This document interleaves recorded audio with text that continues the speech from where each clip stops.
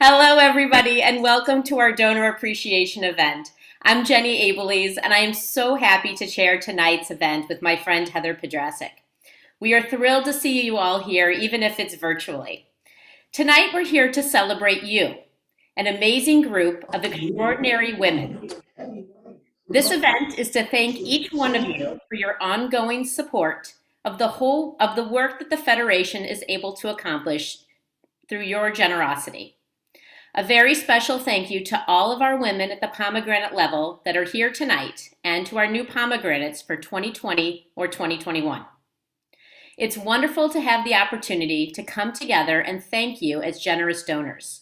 We're excited to hear from Simone Canego as she shares inspiring and heartwarming stories.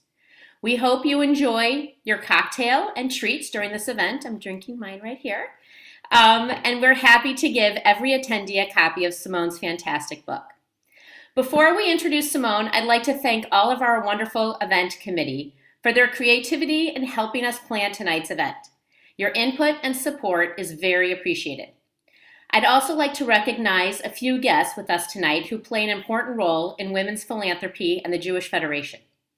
Lori Scheinbein, the Women's Philanthropy Vice Chair of Development, Amy Bender-Levy, Chair of Women's Philanthropy, Laura Fields, Chair-elect of Women's Philanthropy, Vicki Singer, Campaign Chair, John Greenberg, Vice Chair of Development, Greg Yowitz, Chair of Jewish Federation, Mackenzie Isringhausen, Associate of Women's Philanthropy, Jessica Wax, Associate of Women's Philanthropy, Stacy Wagerman, Manager of Women's Philanthropy, the birthday girl, Julie Gibbs, Vice President of Development. Happy birthday. We're so glad that we can celebrate with you tonight. And Brian Hurstig, President and CEO of the Jewish Federation of St. Louis. As Jenny shared, I'm Heather Pedrasic, and I'm so excited to introduce our featured speaker, Simone Canego. Simone Canego leads an ordinary life filled with extraordinary moments. As a wife, mother to 6 children and 4 dogs, and a serial entrepreneur, she splits her time between her family, businesses, and personal growth. She's realized the small choices she makes every day to do good actually have the power to inspire others. In her award-winning best-selling book, The Extraordinary Unordinary You, she details her journey of adopting 3 of her 6 children, her climb of Mount Kilimanjaro, and all of the funny, scary, and inspiring stories that came along the way. Simone was the 2018-19 co-chair of the Jewish Federations of North America's National Young Leadership Cabinet, the premier leadership development program of the Jewish Federations of North America. Simone is currently the chair of the Network of Independent Communities, a member of the JFNA's FRD cabinet, and is an intermediate federation trustee for the Jewish Federation of Sarasota Manatee. Welcome, Simone. We are so excited to have you with us this evening. Hi, everyone. Shana Tova. Thank you so much for joining us tonight.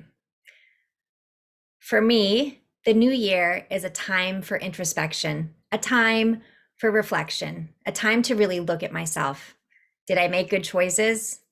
Could I have done more to help others? How can I do better next year?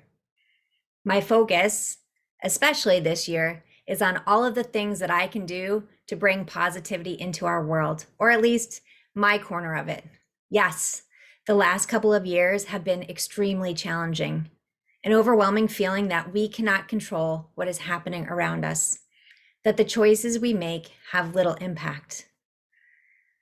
But we are mothers, daughters, sisters, friends. We change the world. And by believing in ourselves, we open the door for others to do the same.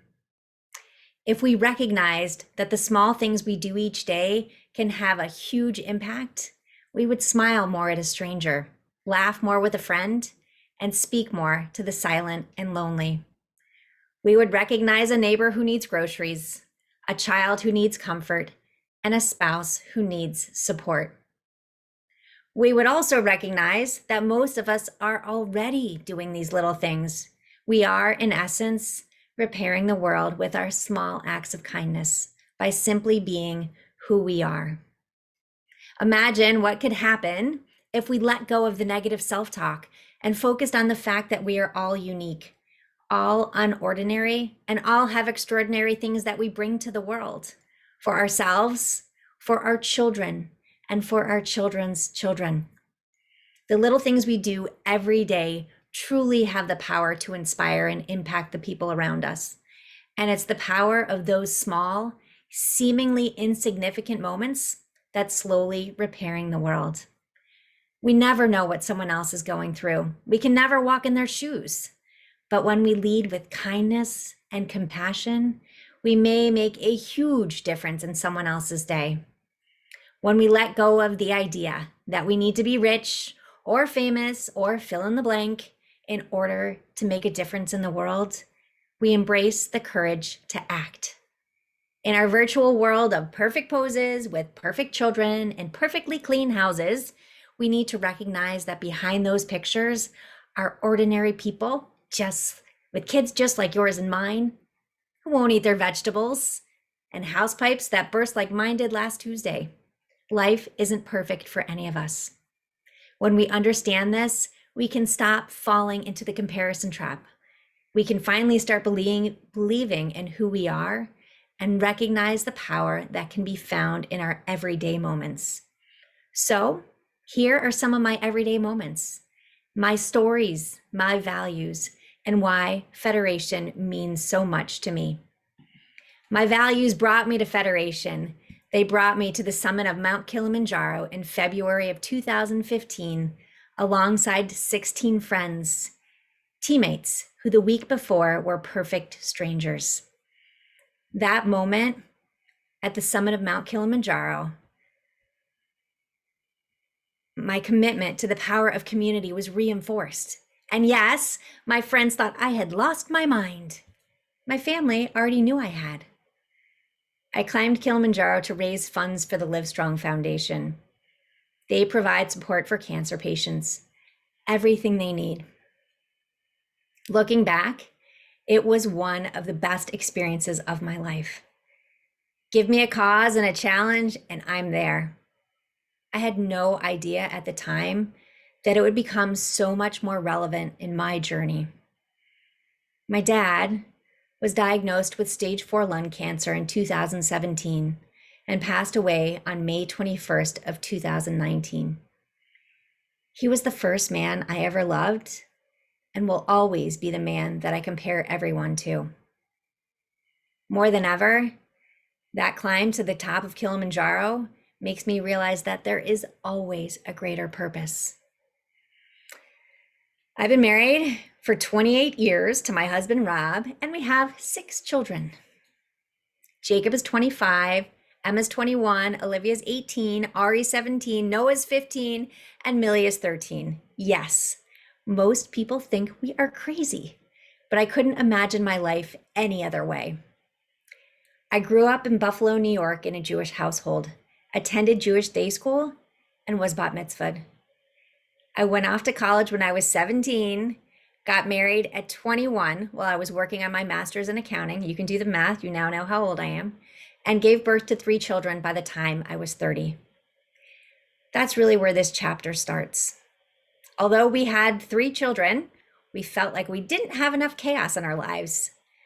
We could have had another biological child, but we chose to adopt. Adoption was not a decision we took lightly.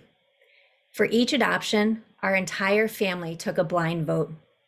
In order to proceed with an adoption, the vote had to be unanimous. Not once did any of us vote no. I remember asking Olivia why she didn't hesitate when she voted yes. She said, "Mom, we're talking about the life of another child. How could anyone vote no?" She knew I would have to commit countless hours to the adjustment of her new sibling, hours that would no longer be devoted to her. But never once were any of our kids resentful. They just joined in and helped out with whatever needed to be done. Now you can see I'm using past tense here because they're now all teenagers or young adults, and helping out is a little bit more difficult to define for them. I recently had a good friend ask me what my aha moment was that led us to adopt. I can't say there was an aha moment. We just felt and still feel that there are so many fantastic kids in the world just waiting for a family to love them. Noah, who's from South Korea, came home at 4 months old. His birth mother was 15. In South Korea, it was socially unacceptable to be an unwed mother. When I read over the file from his adoption agency, there was one detail that burned in my mind. His birth mother kept him for 2 days before relinquishing him. I often wonder what her thoughts were during those 48 hours. I can't imagine the pain she felt when she finally dropped him at the orphanage. What might have been her most painful decision was one of the greatest gifts we have ever received. Noah turned our world upside down. From the moment I met him, he was a crier. He cried all the time. He cried 16 out of the 18 hours on our flight home from Seoul to Chicago. He cried every time we put him in the car. He cried when he had clothes on. He cried when he was naked. He taught me a level of patience, the likes of which I never knew I was capable. Crazy but true, we still felt as if our family was capable of more, so we decided to adopt again. We fell in love with Ethiopia. Since we had already completed an adoption, we knew how the system worked. We knew that the majority of families that adopt want babies and toddlers because older children potentially carry emotional baggage. As a result, the older kids are left behind. Knowing this, the 6 of us requested an older child. Ari was 4.5 years old when we adopted him and brought him home. I was sitting in a Federation parlor meeting in Sarasota, the first Federation event that I had attended, when I received a call from our adoption agency. I walked outside to take the call. When I walked back in, I was crying. I remember saying, "We're having a boy." At that point, everyone had tears in their eyes. The picture I received of Ari depicted a little boy who was suffering. As he stood there in his tattered clothing, the look on his face was morose and heartbreaking. 2 months later, we traveled to Ethiopia to bring Ari home. As we entered the orphanage, Ari was busy eating his lunch. I cautiously approached him. He looked at me, gave me a shy smile, and offered me some of his food. I sat down next to him. He took my hand in his and he wouldn't let go. That was all he needed. That was all I needed. Ari was 4 years old when his birth father dropped him at the orphanage and never came back. Ari's birth mother had passed away the previous year, and there was no one to care for him. Ari grew up in a mud hut. He didn't have electricity or running water, and with 5 older siblings, there wasn't enough food for him. He was truly starving. When I met Ari, he was recovering from the mumps. He had rickets, ringworm all over his scalp, and was completely malnourished. He has scars all over the bottom of his feet because he had never owned a pair of shoes. He had been through way too much in his short life, things kids should never have to endure. We had the opportunity to visit Ari's birth family and see where he grew up. We brought Olivia and Emma with us on this trip. They were 5 and 8 years old at the time, and it was amazing to watch them experience this journey. As we entered the family hut, my eyes had to adjust to the darkness within. The family had brought in some logs for us to sit on. Otherwise, the room was bare. We sat down and through an interpreter began a dialogue about Ari. We asked questions about the life he had there, and his father asked questions about our family. As we sat there, Olivia began kicking her foot back and forth, digging a rut in the ground. I looked at her and whispered, "Please stop making a hole in their floor. Olivia, this is their home. This is where they eat, sleep, live." Her eyes grew big as she looked at me in shock. This was a life-changing journey for all of us. For our final adoption, we again applied to adopt an older boy. Surprise! We received a referral for a 2.5-year-old little girl. We call Millie our grand finale because she completes us as a family. She lights up any room she walks into. 11 years ago, Jacob and I traveled to Ethiopia to bring Millie home. She was 2.5. She had the saddest eyes I had ever seen. She was frightened beyond belief. It took 5 days for her to let me get near her without her crying or literally passing out. But with patience and persistence, on day 5, she let me feed her, and I knew we would be fine. She was by far the sickest of our kids when we brought her home. She had kwashiorkor, a protein deficiency that, among other symptoms, caused her to have an extremely distended abdomen. She couldn't sit up and could barely walk. She had giardia from unclean water. She had patches of hair missing from her head due to a severe case of ringworm. She was missing a toenail, a fingernail, and had a fire burn on her belly. When she spoke, she had a raspy voice from constantly being sick. It took her a year to get well, but kids are amazingly resilient. If you met her today, you would have no idea that she had such a rough beginning. Today, all of our kids are thriving. Jacob is living in Israel. Emma is a senior at Brandeis. Olivia is a sophomore at Fordham University Lincoln Center. Noah is a computer whiz. He still cries, but mostly when appropriate. Ari is an incredible athlete, and Millie is the glue that binds us. They are healthy, happy kids. But that's not the only chapter to my story. In 2011, my husband and I went on the National Young Leadership Summer Mission to Israel. Rob reluctantly came with me. He wasn't Jewish and was concerned that people would judge him or treat him differently. He decided not to tell people that he wasn't Jewish. We had the most amazing experience on this trip. We visited Federation-supported programs and made connections and friendships with people we would have never met. Rob discovered his love and sense of connection to Israel. We sat down in our caucus to discuss the trip and what we felt was the most powerful aspect for each of us.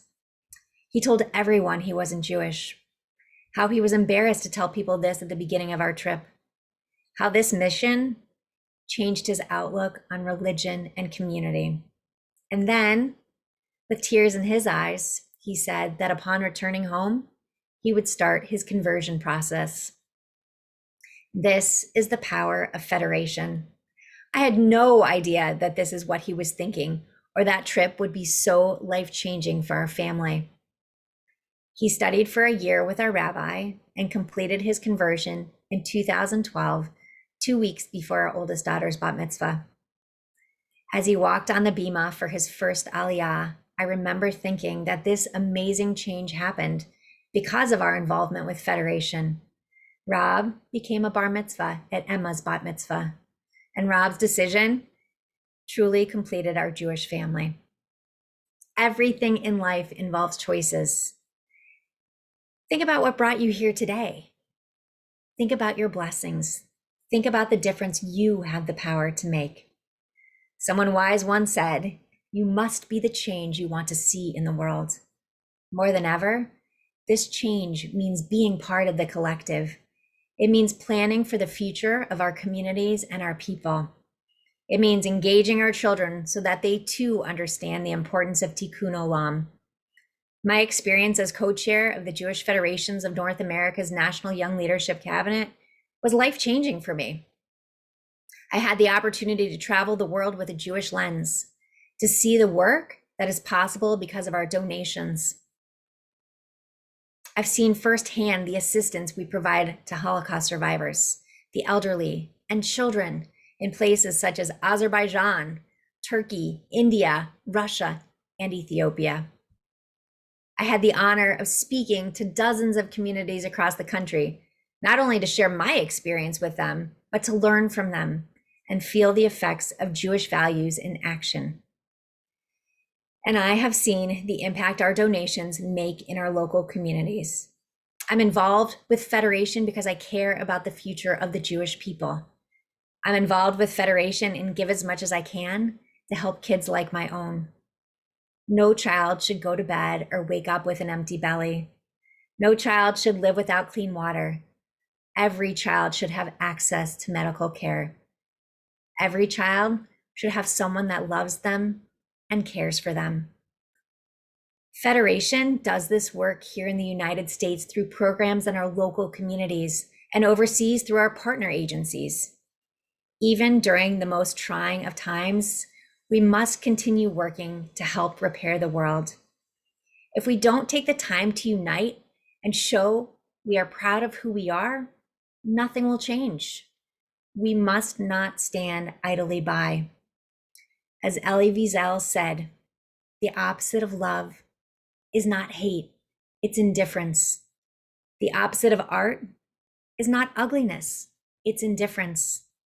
The opposite of faith is not heresy, it's indifference. And the opposite of life is not death, it's indifference. A different world cannot be built by indifferent people. Our donations and our commitment make real differences in the lives of children, in the lives of adults, in the lives of families. We give hope to the hopeless, serve as a voice to the voiceless, provide a family and community to those who were once alone. I want to ensure that we will always have a strong global Jewish community that will be there when we need them the most, united, together, each community intertwined like branches on a giant tree of life. We are Federation. What we do for a reason. Tikkun Olam, repairing the world, one small act at a time. Remember, your choices matter. They have the power to inspire the people around you and truly impact the world. May our acts and thoughts of compassion and kindness be shared across the globe. Thank you for everything you do. Thank you so much, Simone. We have a few questions for you. The title of your book is such a strong message. How did you choose the title? You know, for a long time, I used to label myself in a certain way. I'm just an ordinary girl. I'm just a stay-at-home mom. I'm just Rob's wife. Like, I had all these things justifying what I was doing with my life. And it took a while for me to get to the place where I said, I'm not just anything. None of us are just anything. We're all unique. Hence the unordinary. We're not ordinary. I mean, we're all ordinary people. We're all unordinary and we're all extraordinary. We all have amazing things that we bring to the world. So it's kind of like something for people to look at themselves and say, yeah, you know what? I do some pretty cool things every day. And even at the time when I would struggle to say, what am I doing that's really great for the world? I could take a step back and say, okay, wait, we're all different. We're all unique. So you have a lot of stories in your book about your children and your family. Did your children already know these stories, or did they like hearing them? Have they remembered some of them, or tell us a little bit about that? Yeah, it's funny actually. Millie was little, so Millie didn't remember, and obviously Noah was a baby, so he really didn't know any of it. But we talk about stuff all the time at home. We're very open in our conversations about their adoptions, about our family, everything. But when I first got the first copy of the book home, Millie had said to me from the beginning, hey, when you write the book, can you just write about the other 5 kids? Don't write about me. And I was like, oh yes, that's great. I'm going to write about my 5 favorite kids and not write about you. And she's like, it makes me nervous. And I'm like, I know, Millie, but like the point of the book is if we can help other people, if we can inspire one other person by sharing our stories, then it's worth doing. So we got a copy of the book in the house, and she went into the kitchen and it was on the counter, and I saw her put it under her sweatshirt, and she went up the stairs, and I was like, Rob, she took a book. And she FaceTimed me about an hour later with tears streaming down her face saying, I thought I wasn't going to like it, but I love it. And I didn't know that story about Ari's brother. I didn't know that story about me. I didn't know these stories.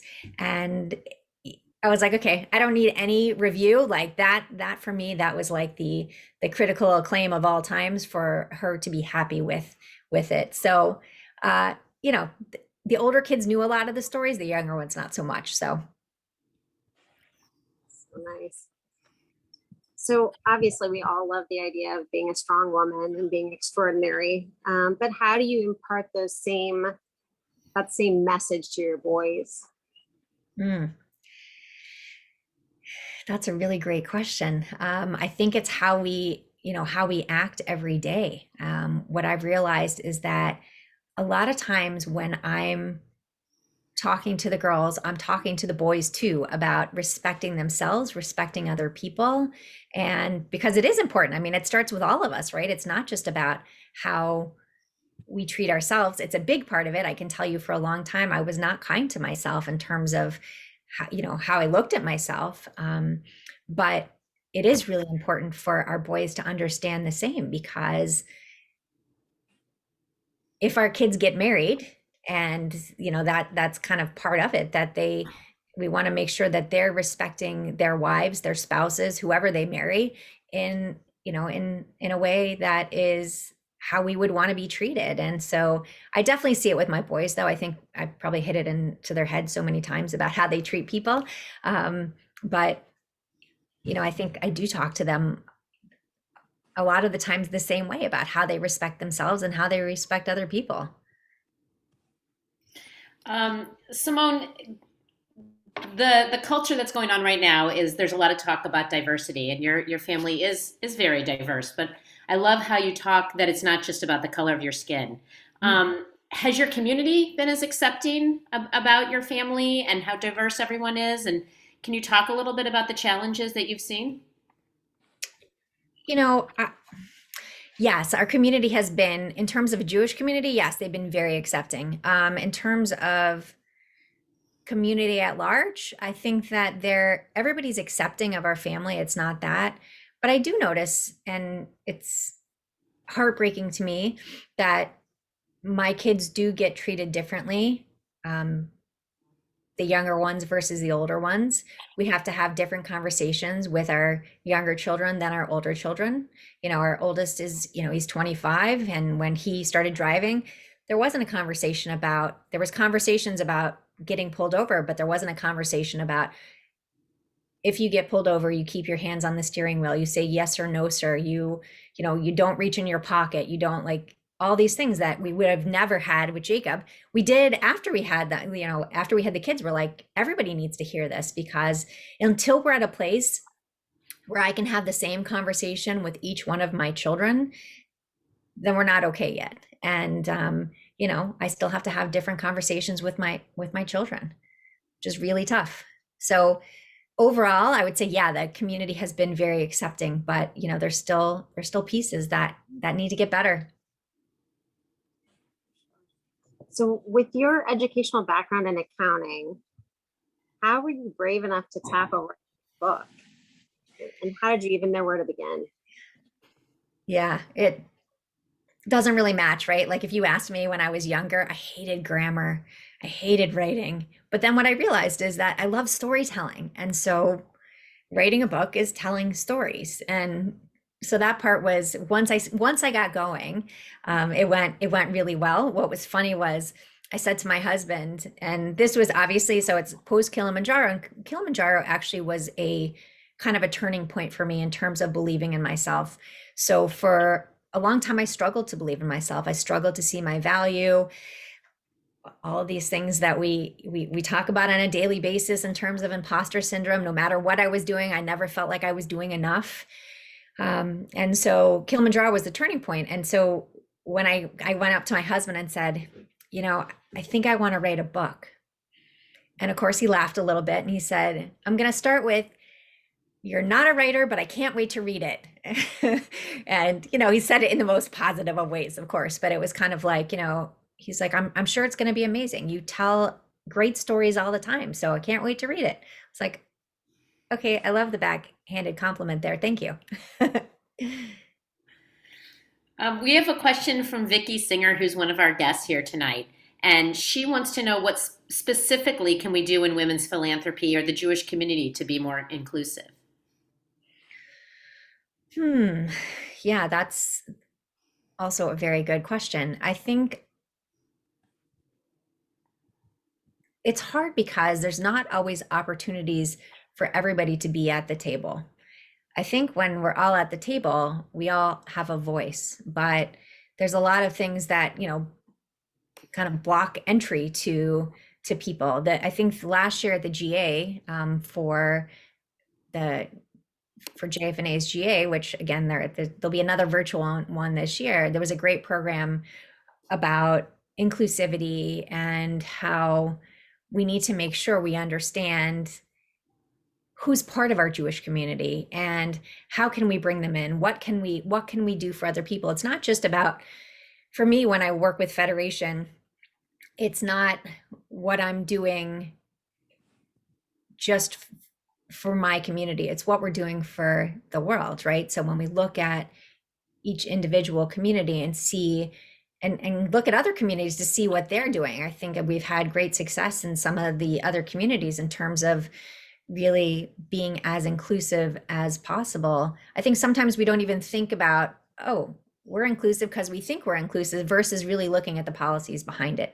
It's a lot more complicated, I know.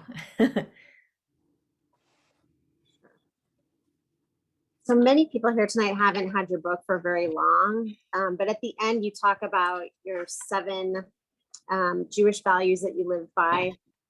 And it really struck me that you tied them both into the way that you look at yourself, but also the way you look at others. Can you kind of speak to those and how you talk about them with your children and also how it's impacted your work at Federation? Yeah.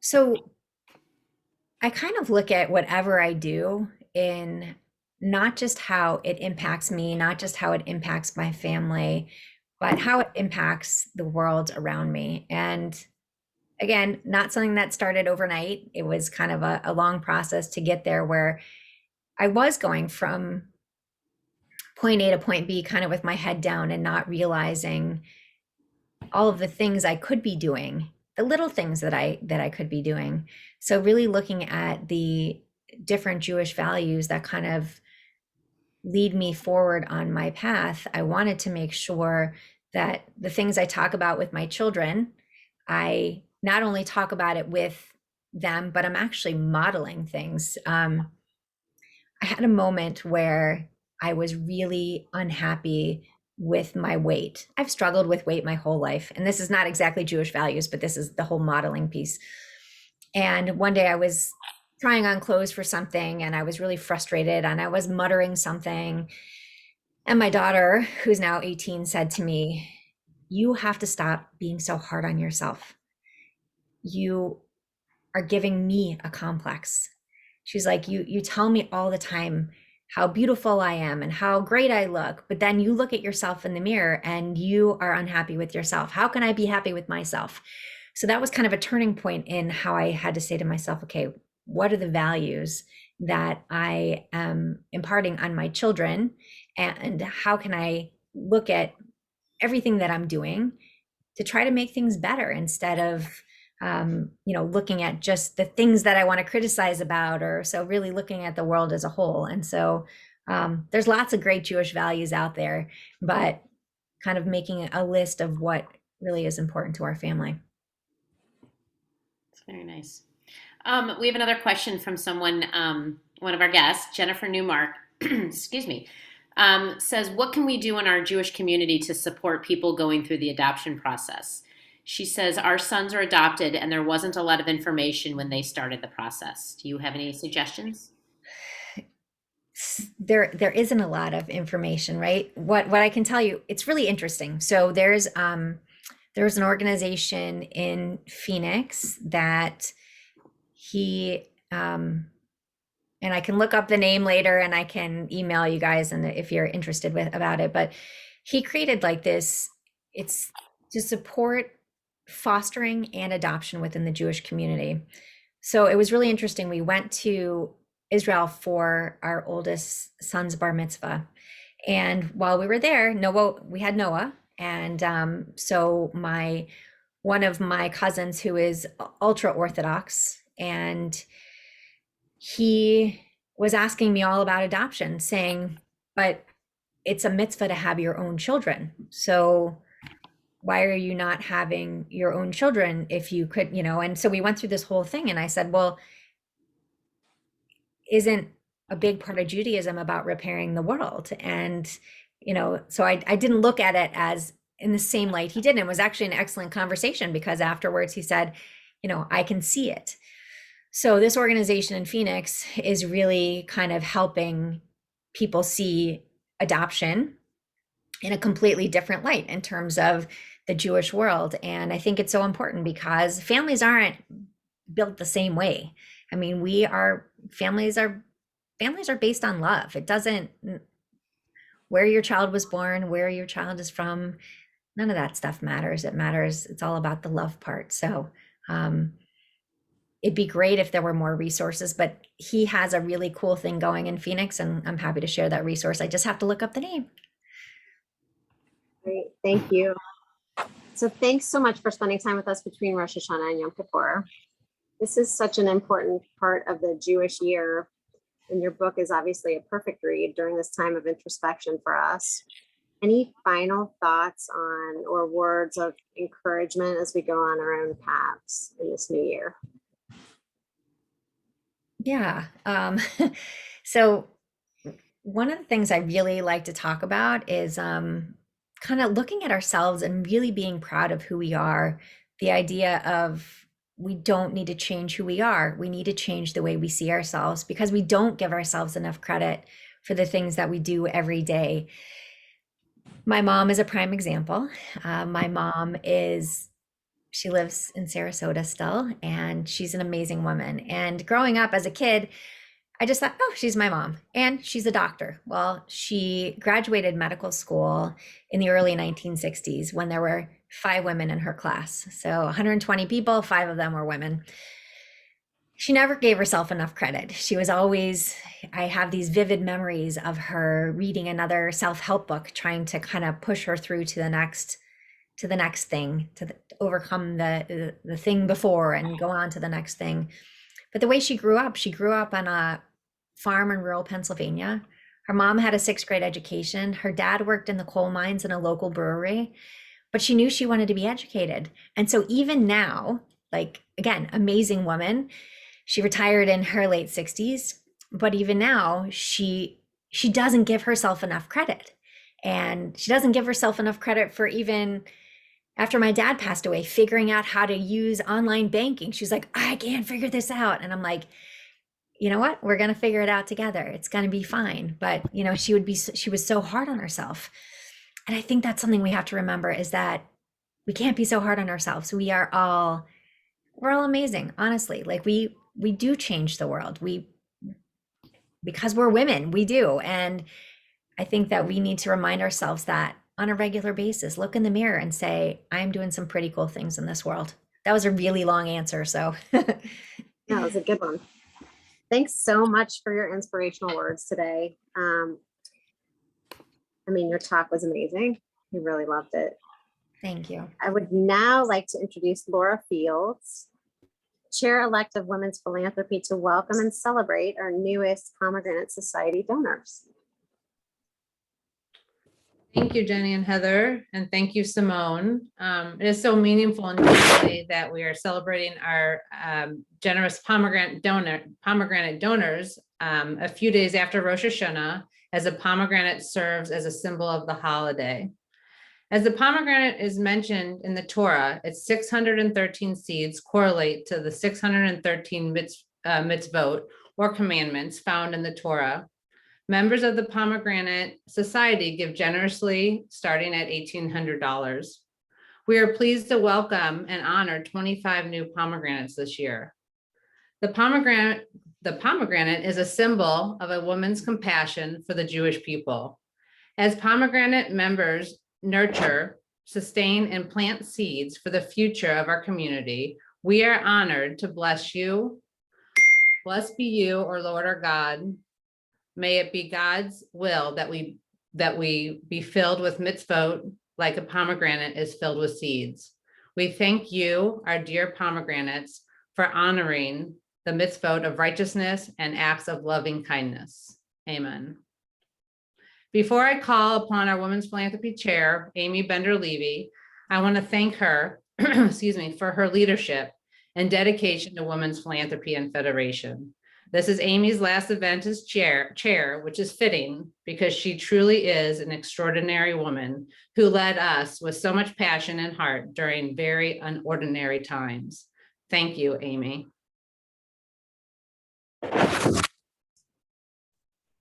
Laura, thank you. I know that Women's Philanthropy is in wonderful hands with you as incoming chair. And a big thank you to our wonderful co-chairs this evening, Jenny and Heather, along with your committee for their hard work planning an inspiring evening. Of course, a warm thank you goes to our wonderful speaker, Simone, for your inspirational words and sharing with us so openly. We look forward to continuing to be inspired as we all read your book. Most importantly, thank you to all of you, our generous donors, for what you do all year long. It's exceptional people like you who make our Jewish community vibrant and strong. You are all extraordinary. This year, Jewish Federation of St. Louis celebrates 120 years responding to needs here in Israel and beyond. It's through our annual campaign, the lifeblood of Federation's efforts, that we are able to meet those needs for our community now and in the future. I want to personally thank everyone who has donated to the 2021 annual campaign. If you have not had the opportunity, please consider making your gift now. Please feel free to reach out to me, Stacy Wagerman, Jessica Wax, Mackenzie Isringhausen, or anyone on the staff. We can't thank you enough for all of your passion, dedication, and support. We are happy to share that Federation has established the Center for Legacy Giving. The Special Legacy Society will honor those who have established a planned gift with the Jewish Federation, including any individuals who made provisions in their estate planning for the Jewish Federation of St. Louis. If you have done so or have any questions, please be sure to contact Lori Wishney, Director of Planned Giving. If you are interested in learning how to turn your pomegranate gift into a forever gift, you can also contact Lori. We are so excited for L'chaim on Wednesday, October 27th, featuring speakers Clea Scherer and Joanna Teplin from the Home Edit. Clea and Joanna will share how Jewish values have shaped them into powerful female entrepreneurs with an inspirational Instagram account, celebrity clients, and a hit Netflix series. These women are smart, passionate, and full of energy. The event will be streamed virtually with the option to view on your own or with a group of friends. Watch for details about our annual Hanukkah House Community Service Program. Hanukkah is so early this year, and we look forward to partnering with JFS and making the holiday brighter for our families in our community. Again, thank you for your support. We look forward to seeing you virtually at our upcoming events and together in person when it is safe to do so. This will bring our program to a close.